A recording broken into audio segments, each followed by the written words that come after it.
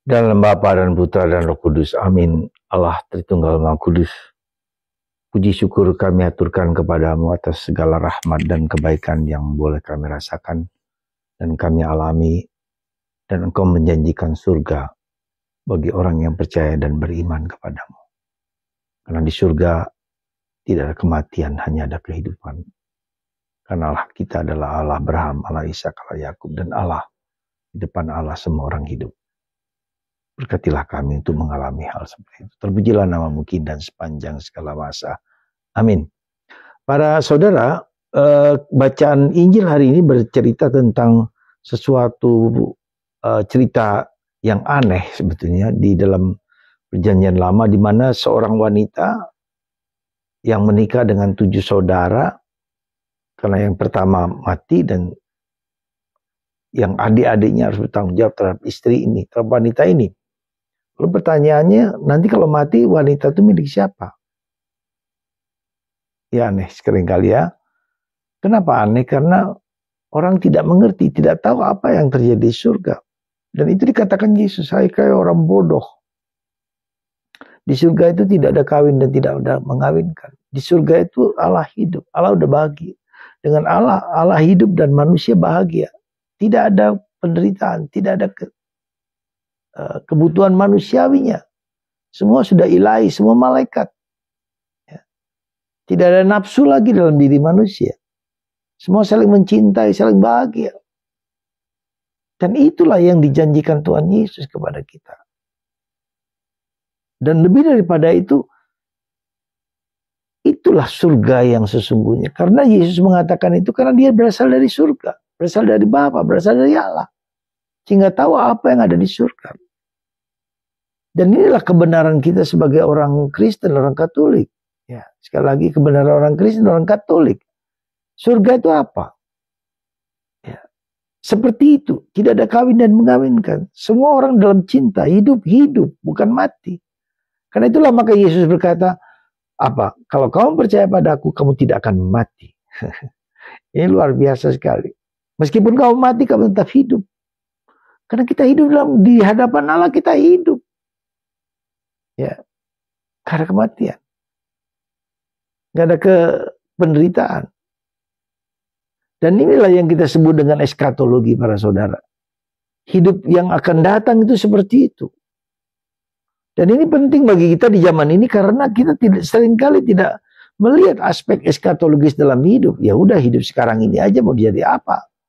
Ya, nikmati hidup ini seperti ini, nggak ada kaitannya dengan yang akan datang atau seperti apapun. Kemarin saya mendengar kisah tentang seorang Mike Tyson. Mungkin Anda, seumur Anda tahu Mike Tyson adalah seorang petinju hebat yang seperti bulldozer menghajar musuh-musuhnya.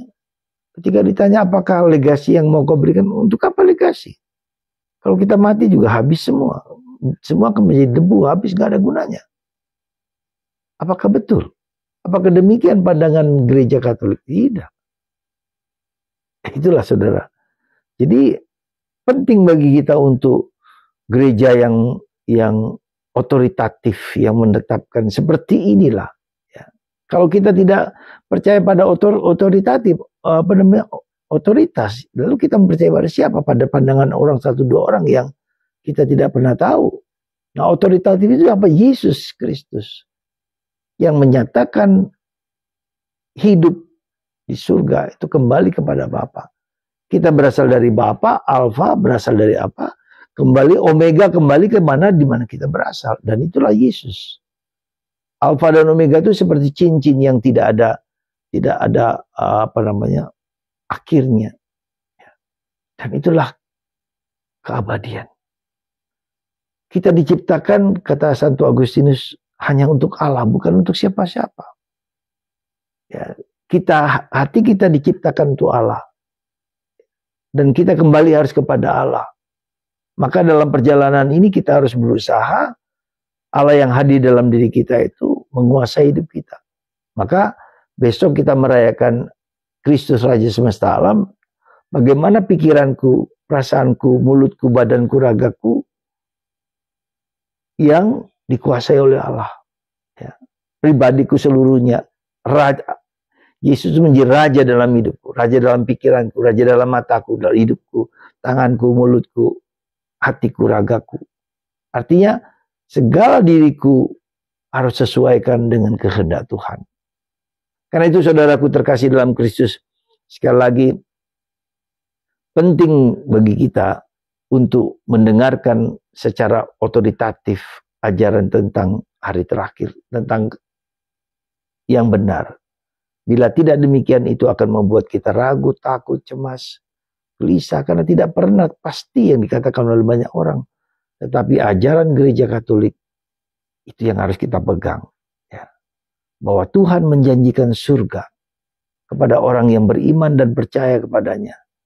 Tuhan menjanjikan surga ketika orang melakukan kasih kepada siapapun, berbuat kasih kepada siapapun. Tuhan menjanjikan surga kepada orang yang bersama Bunda Maria, ya, menjalankan kehidupan ini dengan penerima. Ada bukan di dunia ini, bukan terbatas di dunia, ada go beyond the world, melampaui yang kita alami sekarang. Itulah surga. Maka ketika kita mengalami penderitaan, mengalami salib, ya, mengalami kesulitan, ya, kita tidak pernah boleh putus asa, karena ada yang surga ini, ya. Dan itu harus diyakini sebagai orang Katolik, karena gereja menyatakan demikian. Bukan setelah mati kita habis, enggak begitu, tidak begitu, ya. Maka selalu ada harapan ilahi, harapan kita bahwa kita bersatu dengan Allah, kembali kepada Allah. Semoga Tuhan memberkati Anda dan kita menjadi yakin akan surga bagi kita yang percaya dan beriman. Tetap kuat, tetap teguh, tetap penuh harapan. Tuhan memberkati kita semua. Bapa, Putra, dan Roh Kudus. Amin.